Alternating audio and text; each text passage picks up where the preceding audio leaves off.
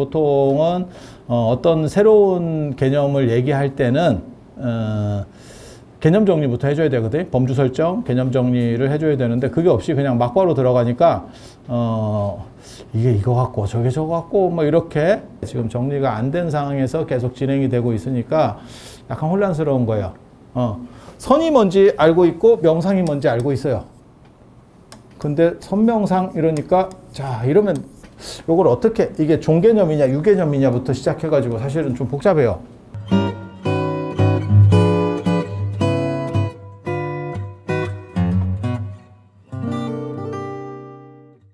여덟 번째 박사 논문 어저께 저녁에 왔어요. 이게 논문이 굉장히 이번에 좀 제가 개인적으로는 고생을 했고 아마 이제 더 이상 박사를 제가 못할 수도 있겠다라는 생각이 들어요. 논문 쓰는 거는 안 어려운데 사람들이 잘 몰라서 그렇지 제가 박사가 8개다 이러면 되게 그걸 대단하게 보는데 그거보다 더 대단한 게 학진 등재지 제가 학술 논문을 한 200편 올렸거든요. 그게 인문학자 전체 1위를 제가 언제나 계속 1위예요. 그러니까 그 등재지 제도가 만들어진 이후로 계속 제가 1위일걸? 그렇게 해서 그게 뭐 비슷해야 뭘 노력을 할 건데 이게 아유 나 귀찮아 진짜. 아유 이거 진짜 어디 깜이나 돼? 뭐 어떤 놈이 따라와야 뭘 밖으로 치고 나가지. 나도 참 죽겠다. 아유. 그래서 우리는 논문 쓰는 거는 되게 안 힘들어 합니다. 근데 박사 수업 들을 시간이 없어. 그러니까 더 이상 전공할 것도 거의 없고 없어. 그리고 수업 들을 시간이 안 됩니다.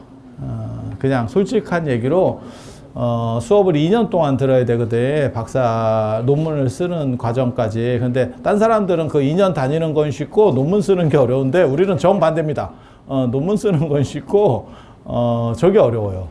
지금 다닐 만한 시간 자체가 안 돼. 그래서 더 이상 할 수 있을지 내가 잘 모르겠다. 예. 그렇게 해서 요번에는 굉장히 제가 의미 있는 논문, 만약에 제가 진짜 해보고 싶은 게 있어요. 제가 내가 나이 죽기 전에 그걸 해볼 수 있을까라고 하는 게 내 꿈이 하나가 있는데 그게 뭐냐면 동양철학사를 하나를 쓰는 거거든요. 동양철학사. 전에도 그런 얘기를 했을 거예요. 동양철학사.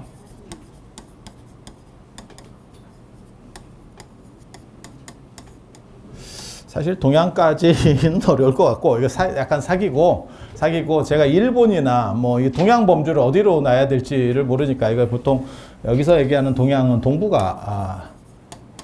동북아로 놓는데 동북아로 놓으면 몽골을 포함해야 될 거냐, 그다음에 베트남 어떻게 할 거냐.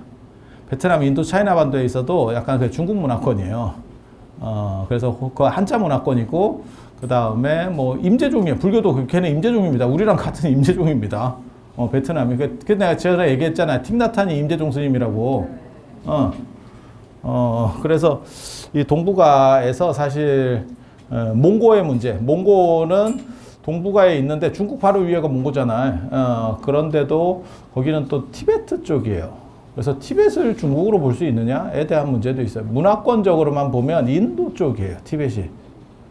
그냥 영토 쪽으로만 보면 중국에 지금 들어와 있는데 그건 청나라 강희제 때 먹혀가지고 지금 한 300년째 저러고 있는 거고 갤갤거리고 있는 거고 그래서 인도로 도망갔고 그래서 망명정부도 인도에 있는 거고 그래서 좀 애매해요. 이거 동북아라고 하는 그 다음에 이 동양이라고 하는 개념이 만약에 인도 이런 거에 넣으면 죽습니다. 인도도 동양 아닙니까? 이러면 그러면 난리 난다. 그러면 할 수가 없고 그래서 사실 제가 이 동북아에서 안 되는 나라들이 있죠. 베트남 당연히 안 되고요. 일본 안 됩니다. 일본은 하면 할 수는 있을 것 같은데 그렇게 제가 열의가 뻗치진 않아요. 그래서 일본 안 되고요. 그럼 기껏 되는 게 이제 중국하고 한국. 죄송합니다. 중국하고 한국. 중국하고 한국. 그거밖에 안 된다는 얘기요. 그거밖에 안 된다는 얘기예요. 근데 이 동양철학사라는 책이 없어요. 없어요. 그렇게 없는 이유는 유교, 불교, 도가, 도교를 한꺼번에 할 수 있는 사람이 여지까지 존재하지 않았기 때문에 없어. 그리고 도가, 도교가 무지하게 어려워요. 도가가 어려운 게 아니고 정확하게 말하면 도교가 어려워. 도교가 우리나라 무속하고 비슷한 거래 가지고 다 지팔지가 흔들어요. 그래서 제가 전에 무당산 갈 때 그런 말씀을 드렸는데, 내가 무당산에 대해서 잘 모르지만 그래도 우리나라에서 제일 잘 아는 사람 중에 한 명일 거다. 없어. 그렇게 어려워. 그러니까 어렵다기보다도 정리가 하나도 안 돼 있는 거예요. 그러니까 뭘 생각하시면 되냐면 차라리 학문적인 게 쉽고, 어디 그 민속품 정리 뭐 이런 거 굉장히 어려워. 어디까지 놀 거냐. 뭐 이런 것들이 있거든요. 그래서 그런 부분들이 쉽지가 않고, 그래서 결국은 도교는 잘 안 합니다. 그래서 유교하고 불교를 하려고 사람들이 도전을 하는데, 그건 좀 정리가 돼 있으니까 각각적으로는 다 정리가 돼 있어요. 근데 한 사람이 그걸 정리한 사람이 있느냐? 아무도 없습니다. 네? 아무도 없습니다. 그래서 중국의 뭐 풍우란이라든지 호적이라든지 뭐 이런 대단한 분들도 뭐 노사광이나 이런 분들도 다 시도는 했지만 다 제대로 결실을 이룬 사람은 아무도 없어요. 한국에는 당연히 없고요. 일본이 공부는 더 열심히 하는데 사실 일본에도 없습니다. 그러면 이런 책은 존재하지 않느냐? 아니, 존재는 해요. 그 파트별로 나눠서 씁니다. 한 사람이 쓰는 게 아니고 파트로 나눠서 써. 그러니까 한 몇 명이서 연합으로 자기 전공 플러스 그 주변까지 이렇게 해갖고 몇 명이서 연합을 써. 근데 연합하고 한 사람이 하는 거하고 완전히 달라요. 한 사람이 한다는 거는 통일적인 생각을 가지고 전체를 개술한다는 얘기고, 여러 사람이 나눈다는 건 결국 아우가 안 맞는다는 얘기예요.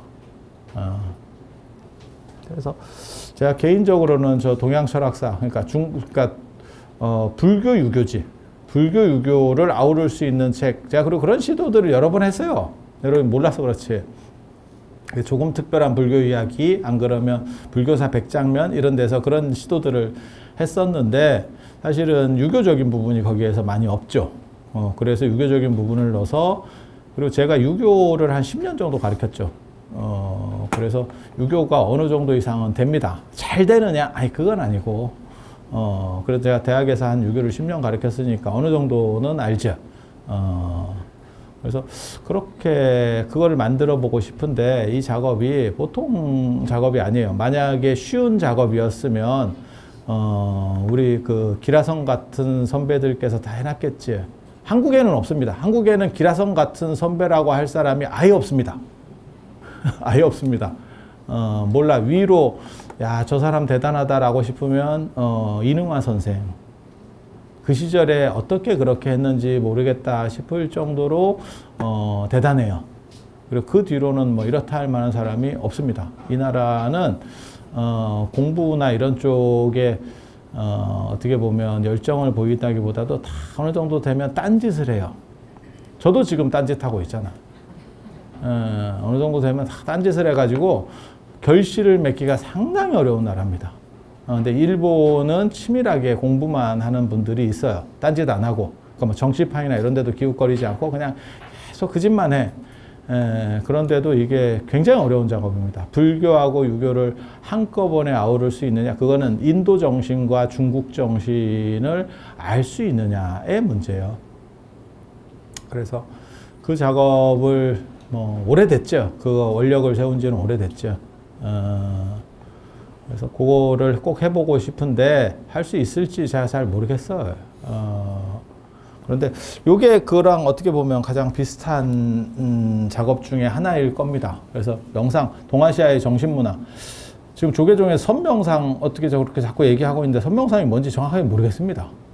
개념 정리를 안 해주고 막바로 들어갑니다. 그러니까 보통은 어떤 새로운 개념을 얘기할 때는 개념 정리부터 해줘야 되거든요. 범주 설정, 개념 정리를 해줘야 되는데 그게 없이 그냥 막바로 들어가니까 이게 이거 같고 저게 저거 같고 뭐 이렇게, 그러니까 기존에 있었던 개념은 정리를 안 해줘도 돼요. 격리를 안 해줘도 돼. 왜냐하면 기존에 틀이 깔려 있기 때문에 그 틀을 내가 그냥 보면 되는 거예요. 내가 찾아보면 돼. 근데 새로운 개념을 얘기할 거면 그 개념에 대해서 사실은 정리를 한번 해줘야 되는데 지금 정리가 안 된 상황에서 계속 진행이 되고 있으니까 약간 혼란스러운 거예요. 선이 뭔지 알고 있고 명상이 뭔지 알고 있어요. 근데 선명상 이러니까 자 이러면 요걸 어떻게 이게 종개념이냐 유개념이냐부터 시작해가지고 사실은 좀 복잡해요. 그러니까 개념 설정을 하고 명칭을 부여할 때 개념 설정이 들어가야 되는데 그게 안 되니까 헷갈려. 그리고 동아시아 정신이라고 하는 개념들이 약한 것 같고 동아시아의 특징적 개념들이 있습니다. 그리고 그거는 동아시아 사람들의 가장 큰 특징을 얘기하라 그러면 정신적인 고상함을 추구하지만 돈을 더럽게 밝힌다는 거. 그게 동아시아 사람의 가장 큰 특징입니다. 그래서 왜 동아시아는 자본주의에서 성공했는가? 제가 그 얘기 하잖아요. 남미나 인도 차이나 반도 그 다음에 인도 이런 쪽 우리보다 어떻게 보면 조건이 좋아요. 인구도 괜찮고 생계도 괜찮고 먹을 것도 쉽게 말해서 많고 자원도 괜찮아. 그런데도 그들은 왜 저렇게 쩌리로 사는가? 그 정신력 자세하고 좀 다른 거예요. 그래서 한국 사람들의 가장 큰 특징 고고하게 보이고는 쉽지만 고고하고 정신적으로 보이고 싶지만 실제로는 굉장히 세속적이고 물질적이고 돈 좋아하고 제가 전에도 말씀드렸잖아요. 우리나라에서 언제나 이렇게 설이나 추석 때 받고 싶은 거 1위는 돈과 상품권이라더라. 그냥 그런 거예요. 그래서 왜 이들은 이렇게 사는가?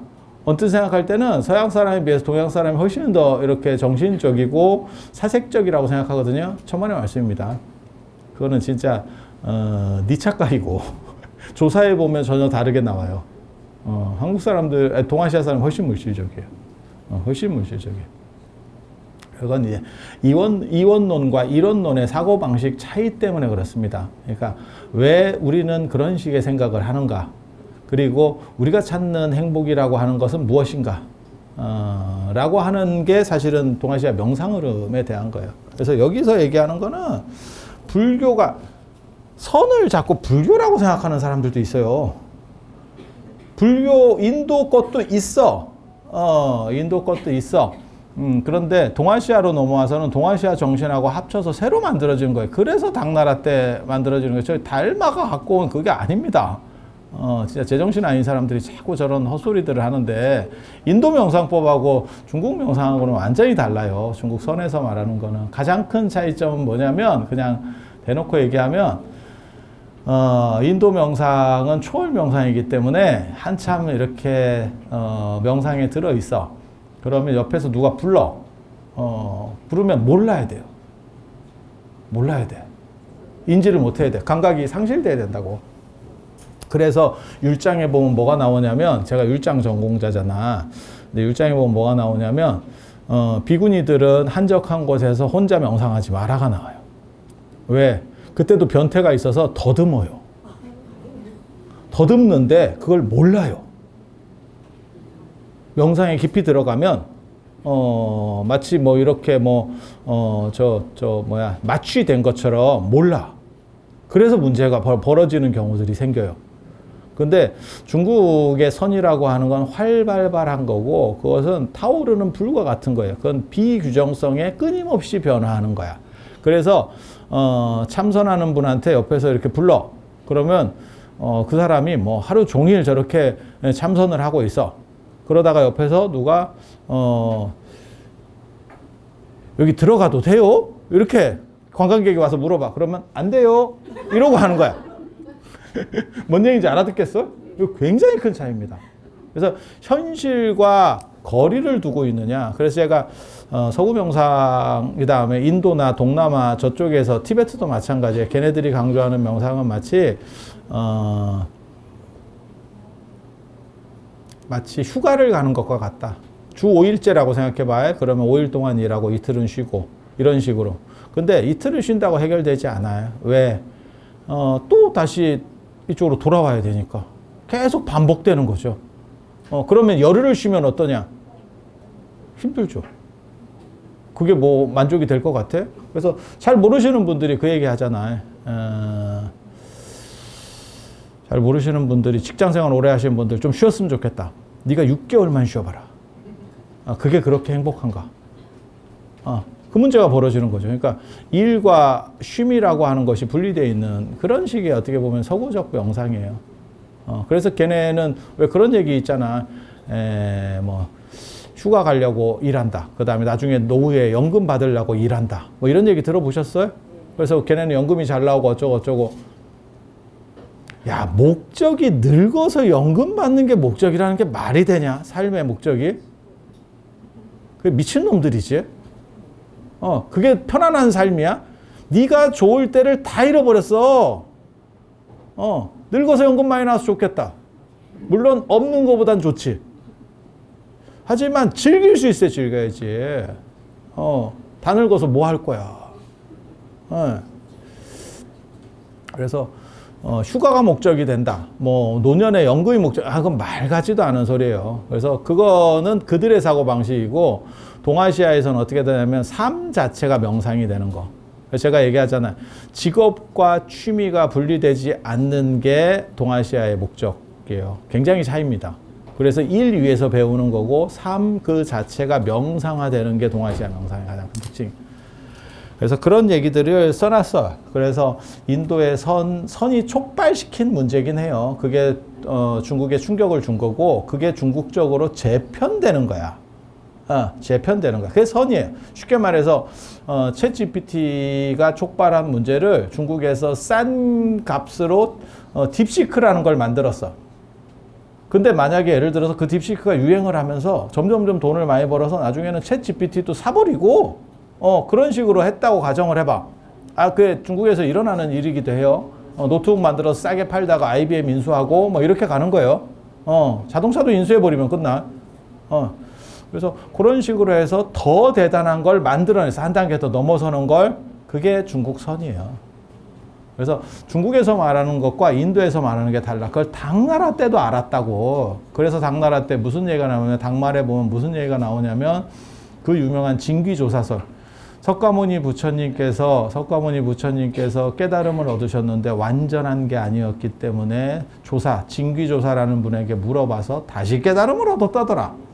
라고 하는 거. 그리고 또 나오는 게 뭐냐면 열애선보다 부처님 선보다 조사선이 뛰어나다. 그건 그들이 무언가 말하려고 하는 메시지가 있는 거예요. 인도 불교와 변별되는 또 다른 메시지가 있는 거예요. 그래서 그런 얘기들을 제가 여기다가 잘 이렇게 정리해서 써놨어요.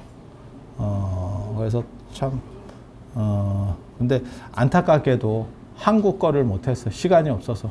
시간이 있었으면 내가 한국 거까지 쫙 연결시켜서 하려고 했으나 그거까지 못했네.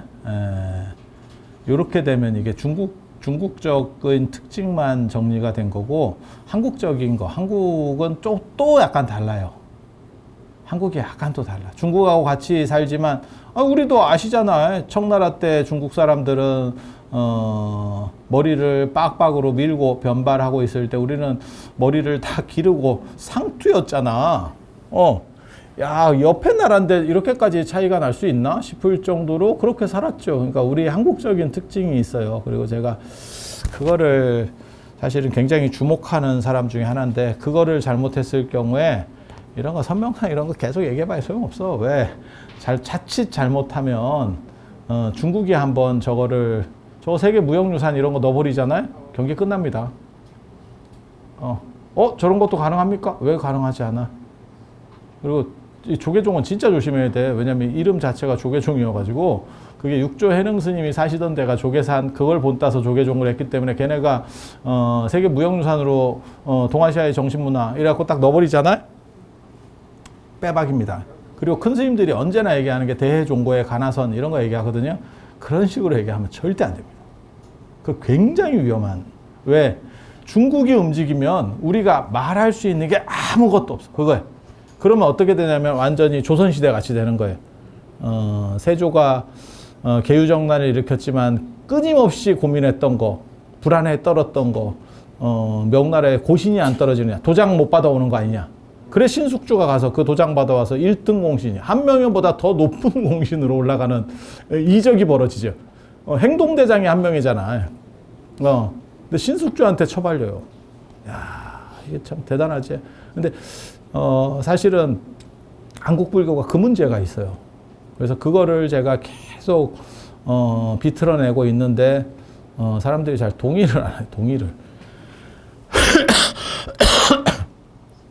그래서 조선시대 스님들이 그런 걸 막 워낙 그렇게 또 만들어 놔가지고 약간 사대주의적으로 그래서 좀 안타깝죠. 안타깝죠. 지금은 중국의 사대적인 사람은 그게 누가 있겠어? 누가 있겠어?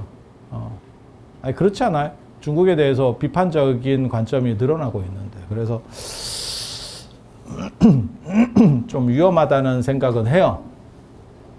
위험하다는 생각은 해. 근데 그런 거를 뭐 종단에 슬기롭게 대처할 수 있었으면 좋겠어요.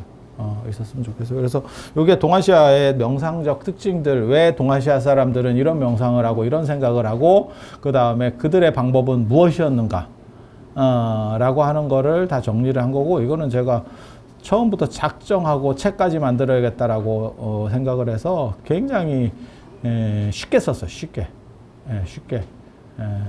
전에 같이 그냥 논문을 책으로 만들어서 좀 돌리고 끝내겠다가 아니고, 이거는 내가 한번 뭔가를 좀 해보겠다라고 작정을 해서, 그래서 조만간 나올 겁니다.